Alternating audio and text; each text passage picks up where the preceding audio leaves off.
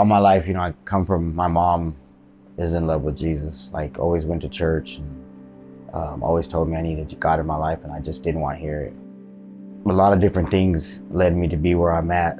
I've been addicted to drugs since I was 13 years old. It took me places that, and just took time away from me that I just can't get back.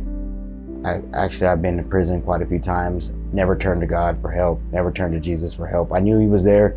I knew people were praying for me, and I always believed, but it just wasn't the thing I wanted to do. So this last go around, I was really tired, really exhausted, really tired of not having my family. And so I picked up a Bible, started going to a men's prayer group, and he just immediately started to show me how amazing he is and how much he loves me, and how much he's just been waiting for me to just give him the time of day to show me what it's like to be actually a child of God, like to actually live that life.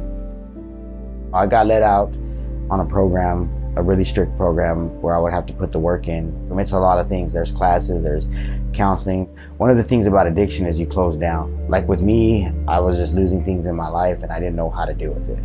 So I turned to drugs. So in going into this program, you have to open up and be vulnerable to help yourself. But Jesus is amazing. Like, he opened every door of opportunity to make it easy for me. He put my family back in my life, and I put the work in to show them that I was being for real. Like, I can't say everything's just back to normal, but I can say that he's amazing, and he made it easy for me. But I'm glad I'm where I'm at. I'm glad I graduated, and now I can move on with my life.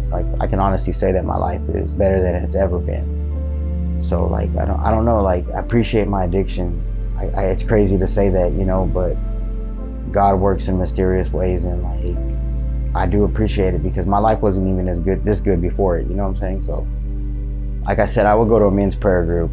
I didn't like going to church. Just too many people, too many mixed emotions. And then when I got out, it took me a while to get here, because sometimes I got to deal with anxiety. I had to deal with some things before I could come. When I finally started, I gave it a chance. I sat in the back, and it was okay. I love church now. It re-energizes me for the week. My relationship with God, I know it's there regardless of church, but church is something different. And then Raquel, she started making me sit in the front with her. So now, you know what I'm saying? So now I sit right in the front, and it's totally different to sit in the front. I promise you, it's a totally different experience. I'm just grateful for everything, and I'm open-minded to everything. I just try to listen to him.